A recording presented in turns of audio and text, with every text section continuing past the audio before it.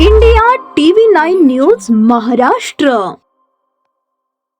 कोट्यवधी रुपयांच्या आर्थिक फसवणुकीशी संबंधित गाजलेल्या प्रकरणाच्या सुनावणीला आता वेग येणार असून न्यायालयाने हा खटला एक दिवसाआड चालवण्याचा निर्णय घेतला आहे.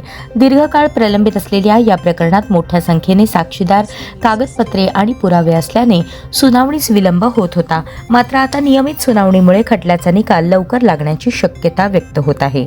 या प्रकरणात अनेक गुंतवणूकदारांची मोठ्या प्रमाणात आर्थिक फसवणूक झाल्याचा आरोप असून संबंधित आरोपींविरुद्ध विविध कलमान्वये गुन्हे दाखल करण्यात आले आहेत. न्यायालयाने सुनावणीला गती देण्यासाठी पक्षकारांच्या वकिलांना तसेच साक्षीदारांना नियोजित तारखांना उपस्थित राहण्याच्या सूचना केल्या आहेत.